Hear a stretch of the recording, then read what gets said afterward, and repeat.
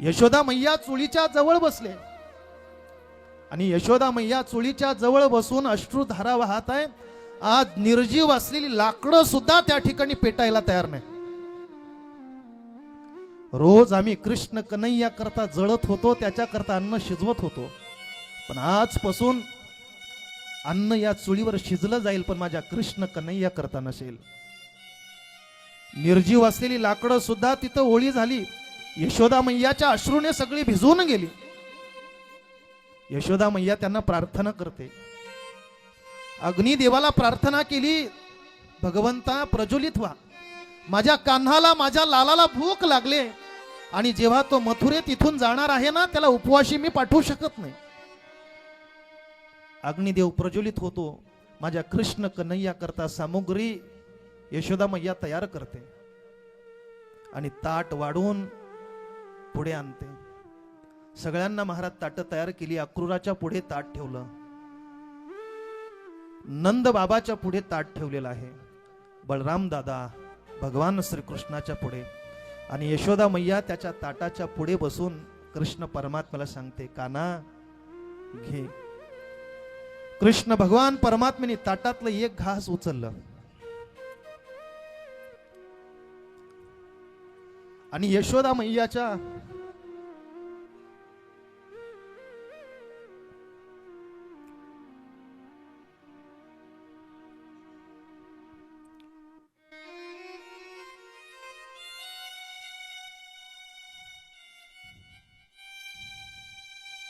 भगवान परमात्म्याने त्या ताटातलं घास उचलून यशोदा मैयाच्या मुखापर्यंत नेलं.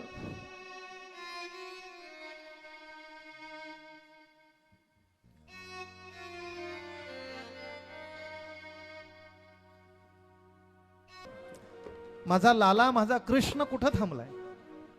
गवळणीला विचारू लागली, का ग माझा कान्हा माझा लाला तुम्हाला दिसला का? गवळणीच्या घरी जाऊन प्रत्येकाला विचारू लागली, माझ्या कान्हाला माझ्या लालाला कृष्ण कन्हैयाला तुम्ही पाहिलं का? गोपिका काही सांगत नाही. यशोदा मैया फिरता फिरता फिरता एकांतात गेली आणि पाहिलं तर कृष्ण परमात्मा त्या ठिकाणी एकांत स्थानामध्ये बसलाय.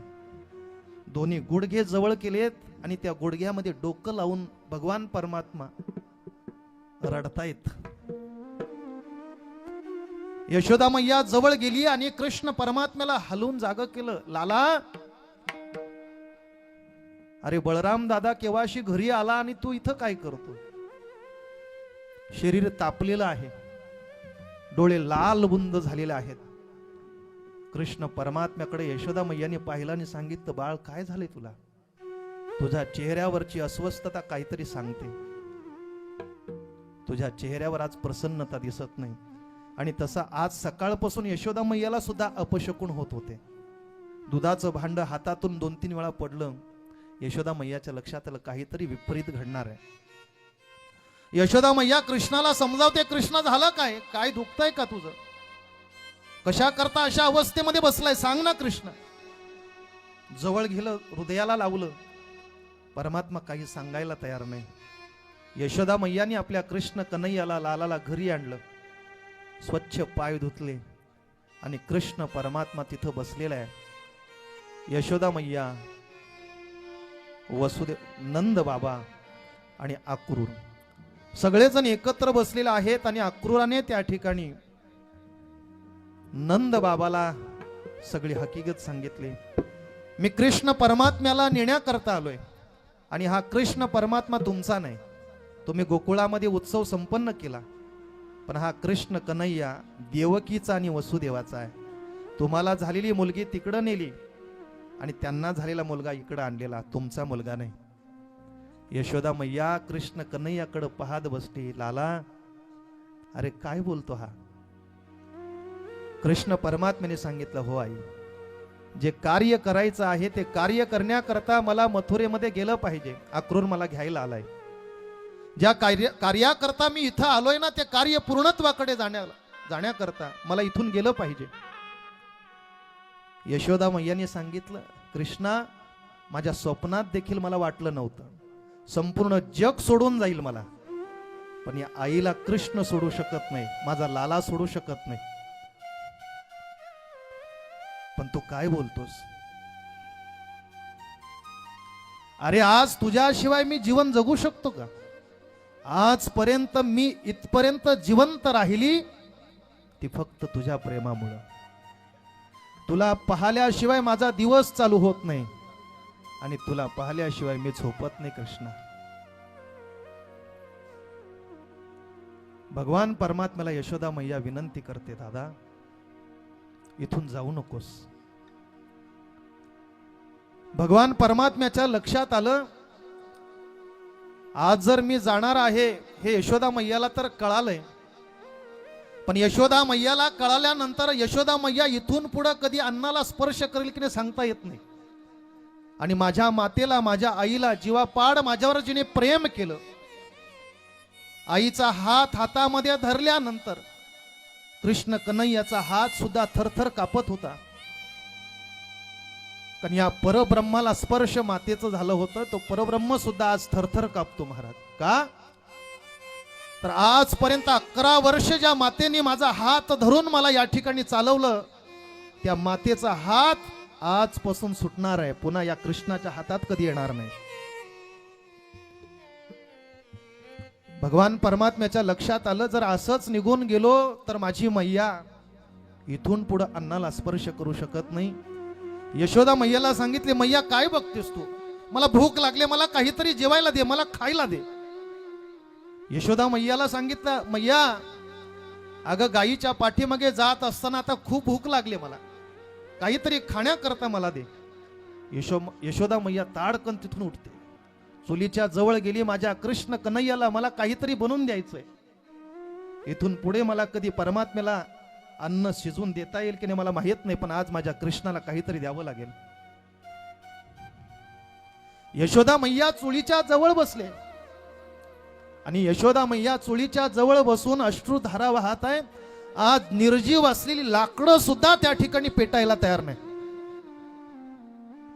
रोज आम्ही कृष्ण कन्हैया करता जळत होतो, त्याच्या करता अन्न शिजवत होतो, पण आजपासून अन्न या चुलीवर शिजलं जाईल, पण माझ्या कृष्ण कन्हैया करता नसेल.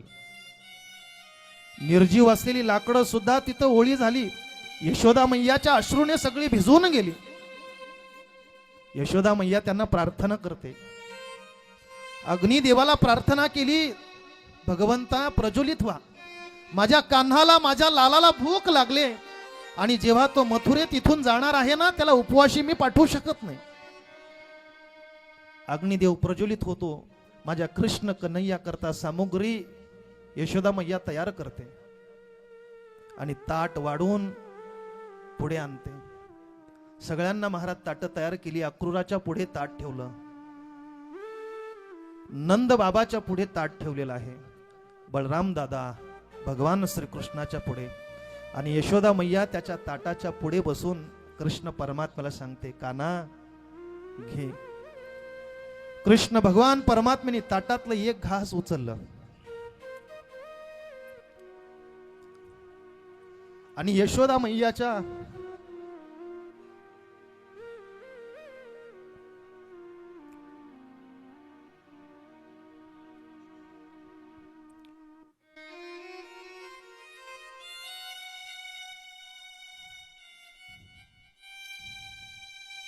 भगवान परमात्म्याने त्या ताटातलं घास उचलून यशोदा मैयाच्या मुखापर्यंत नेलं.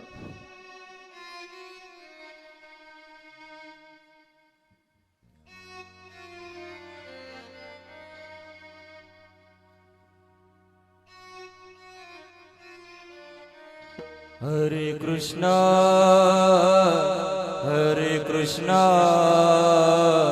कृष्ण कृष्ण हरे हरे, हरे कृष्णा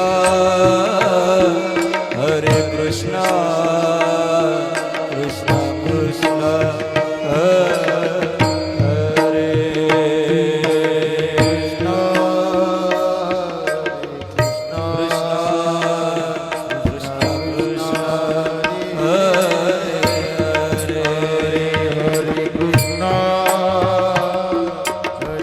Krishna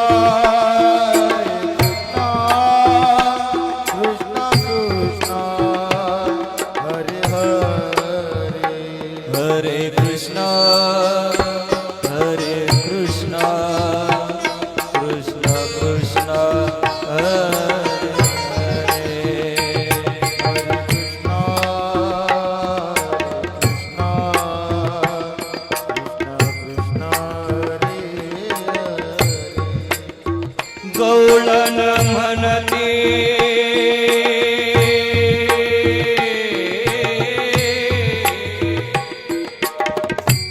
भगवान परमात्मा मातेला विनंती करतायत, आई माझ्या हातून एक तरी घास तू खा.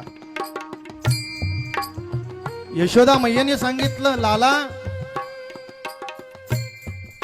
अरे तुझं पोट भरलं म्हणजे या मातेची तृप्ती झाली, माझ्या हातातून एक घास घे. नंद बाबांनी आपल्या ताटातलं घास उचलला, 100 वेळा तोंडापर्यंत नेताय, पण तोंडापर्यंत गेलेला घास पोटात उतरत नाही. सज्जनो, पुन्हा उचलून तो खाली ताटात ठेवतायत. कृष्ण कन्हैया विचारतायत, बाबा का बरं तुम्ही जेवत नाही? नंद बाबांनी सांगितलं, कृष्णा सकाळपासून झाली, भूकच लागत नाही मला. काय झालंय मला माहित नाही, पण सकाळपासून मला भूक लागत नाही. यशोदा मैयाला कृष्ण परमात्मा समजावतात, आई तू तरी, मैया तू तरी घे ना.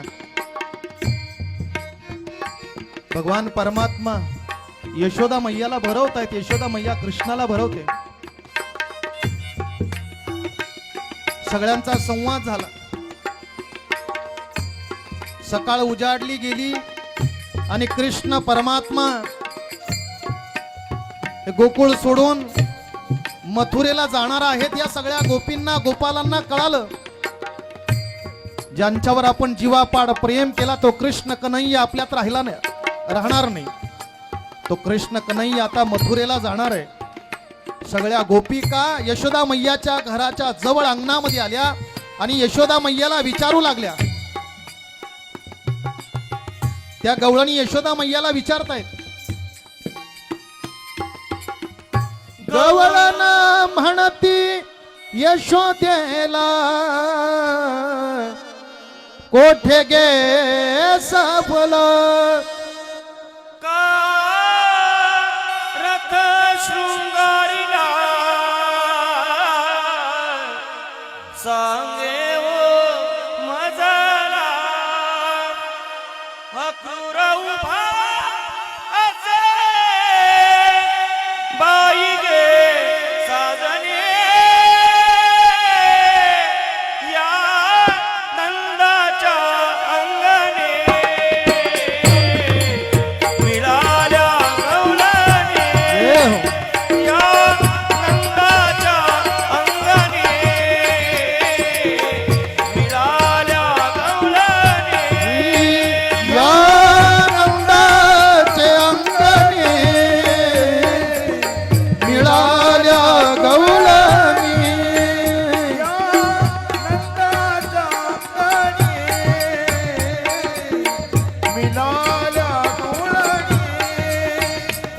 बोले नंदाची पत्राने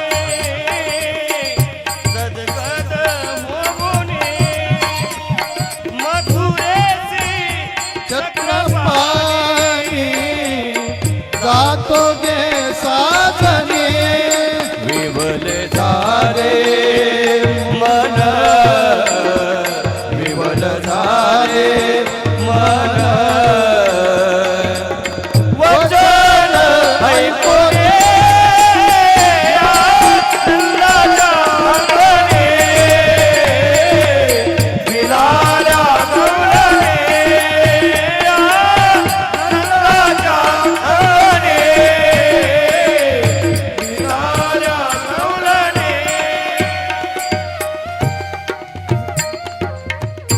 यशोदा मैयाच्या अंगणामध्ये संपूर्ण गवळणी आलेल्या आहेत आणि यशोदा मैयाला विचारतायत, मैया हा रथ कुणाचा आहे, कोण आलाय आपल्याकडे?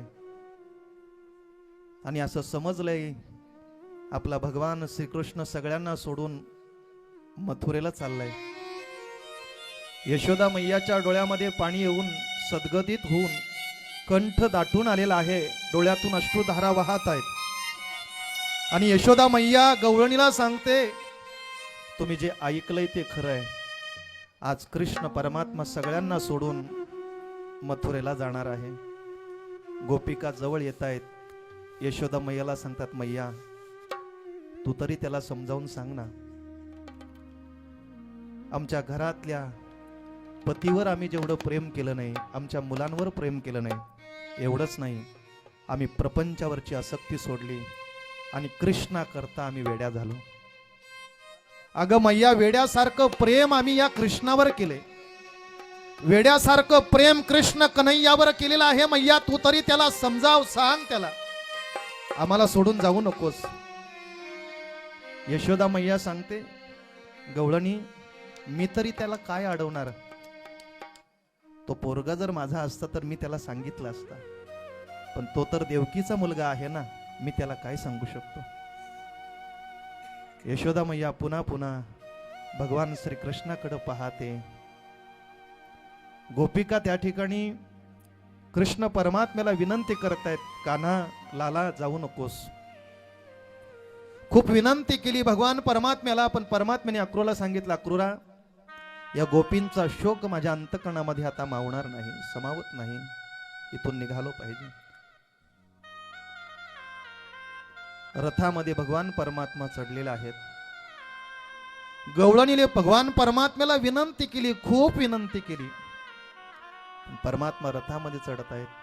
शेवटी पुढे जाऊन सर्व गोपिका रथाला घेरतायत आणि अक्रूराकडे पाहतायत आणि अक्रूरला सांगितलं, अक्रूरा, अरे या गवळणीची, या मैयाची, नंद बाबाची दया तरी तुमच्या अंतःकरणामध्ये निर्माण होऊ दे. आज या कृष्ण कन्हैयाला जर तुम्ही या गोकुळामध्ये मधून जर तुम्ही घेऊन जालात तर त्यांची आई त्या कृष्ण परमात्म्याशिवाय जगू शकेल? अक्रूरा विनंती करतो, माझ्या भगवान परमात्म्याला इथून घेऊन जाऊ नकोस. नको नेऊ भगवान, नको नेऊ भगवान, अक्रूरा, नको नेऊ भगवान, नको नेऊ भगवान,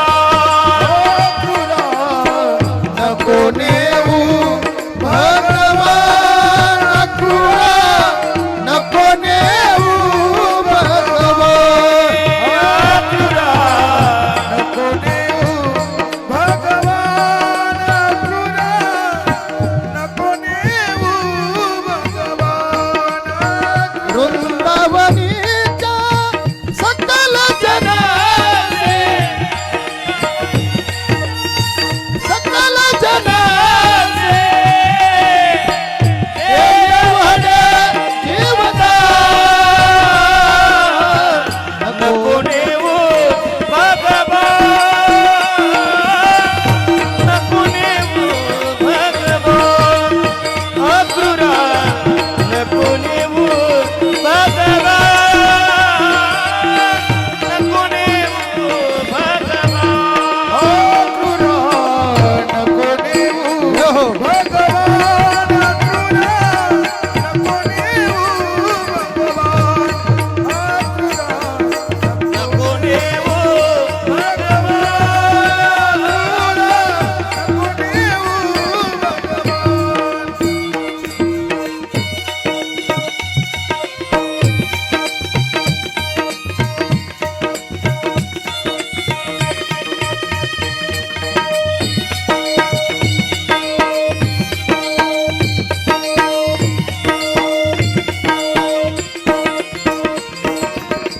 वृंदावनीच्या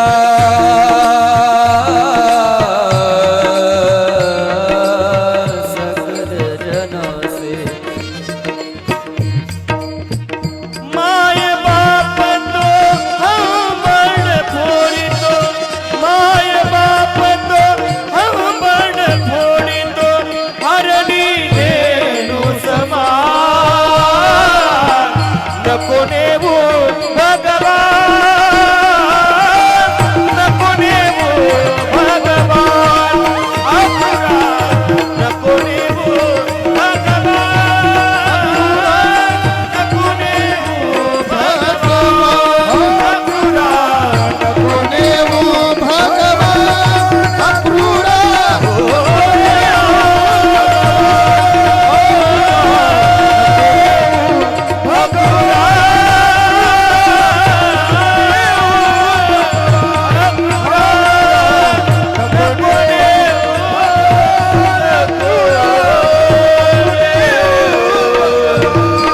गुणेव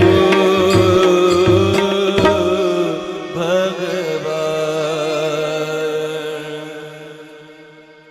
सर्व गोपिका आहेत ना, अक्रूराला विनंती करतायत, प्रार्थना करतायत. अक्रूरा, आमच्या कृष्ण कन्हैयाला तर आमची दया येत नाही, पण आम्ही तुम्हाला विनंती करतो, आमच्या कृष्ण भगवान परमात्म्याला घेऊन जाऊ नकोस. आणि एक सांगू, तुम्हाला जर आमच्या कृष्ण कन्हैयाला घेऊन जायचं असेल तर अगोदर आमचा प्राण घ्या, आमच्या अंगावरून रथ घाला, आणि मगच या गोकुळातून आमच्या कृष्ण परमात्म्याला तुम्ही घेऊन जा. सज्जनो, आज या ठिकाणी या प्रसंगाला गोपींचा भाव जो निर्माण झालेला आहे, जीवापाड ज्यांनी कृष्ण परमात्म्यावर प्रेम केलं म्हणून अंतकरण त्यांचं भरून आलेलं आहे. पण एक सांगू महाराज, ज्या गायीच्या पाठीमागे भगवान परमात्मा रानामध्ये पळत होता ना, आज त्या गायी सुद्धा रथाला वेढा देत आहेत. मुकी असलेली जनावरं सुद्धा कृष्ण परमात्म्याला काहीतरी खुणावतायत. लाला, कृष्ण भगवान परमात्म्याला काहीतरी सांगण्याचा प्रयत्न करतात. अनेक वर्ष तू या ठिकाणी आमची सेवा केली, परब्रह्म असून सुद्धा आमच्या पाठीमागे गेलास, आमचं संरक्षण, आमचं रक्षण केलंस. आज या गोकुळातून जर तू निघून गेलास देवा, तर आमचं कसं होईल? मुकी जनावर सुद्धा परमात्म्याला खुणवतात. सज्जनो, गायी, वासर, हंबरडा फोडून त्या ठिकाणी कृष्ण परमात्म्याकडे टक लावून पाहत आहेत. आज त्या गोपिकांच्या डोळ्यातून अश्रू आहेत. यशोदा मैया धरणीला पडून रडते, नंद बाबा त्या ठिकाणी रडायला लागले. पण आज ज्यांना बोलता येत नाही, आपल्यासारखी वाणी नाही, पण आज ती जनावर सुद्धा, मुकी जनावर सुद्धा माझ्या कृष्ण कन्हैया करता त्याच्या विरहाने त्या ठिकाणी रडत आहेत. गोपिकांनी सांगितलं, अक्रूरा, एवढा वेळ आमच्या भगवान परमात्म्याला आमच्यात राहू द्या. कृष्ण भगवान परमात्मा सांगतात अक्रूराला, पुढे चल. कृष्ण परमात्म्याला घेऊन अक्रूराचा रथ पुढे निघतो, आणि रथ घेऊन कृष्ण कन्हैयाला अक्रूर मथुरेमध्ये घेऊन जात आहेत. इकडं सर्व गोपिका धरणीला पडून कृष्ण कन्हैयाच्या वियोगाने विवळ होऊन रडत आहेत. मथुरेमध्ये भगवान परमात्मा आलेला आहे. अक्रूराने देवाला सांगितलं, देवा आपल्या घराला चला. अक्रूराने सांगितलं, भगवान परमात्म्याने सांगितलं, नाही, मी ज्या कामाकरता इथं आलोय ते काम मला अगोदर करायचं आहे. आणि मग भगवान परमात्म्याने त्या अक्रूराला निरोप दिला. भगवान परमात्माने काही गोपाल, नंद बाबा त्यांच्या पाठीमागे आलेले होते, सगळ्यांनी मथुरा पाहण्याची इच्छा निर्माण केली. मथुरा पाहण्याकरता भगवान परमात्मा सगळ्यांना घेऊन जात आहेत. कंसाचा धोबी कपडे घेऊन जात असताना कृष्ण परमात्म्याने अडवलं आणि सांगितलं, माझ्या सगळ्या गोपालांना कपडे दे. त्याने सांगितलं, हे माझ्या राजाचे कपडे आहेत, कंसाचे कपडे आहेत. म्हणे असू दे, दे. त्या धोब्याने कपडे देण्याकरता नकार दिला. भगवान परमात्म्याने एक मुष्टी प्रहार केला आणि धोब्याला तिथं संपवला गेला. एका मुष्टी प्रहाराने धोब्याला त्या ठिकाणी संपवला गेला. ते सगळे कपडे घेतले आणि सगळ्या गोपालांनी परिधान केले, पण ते कंसाचे कपडे होते, गोपाल असे होते.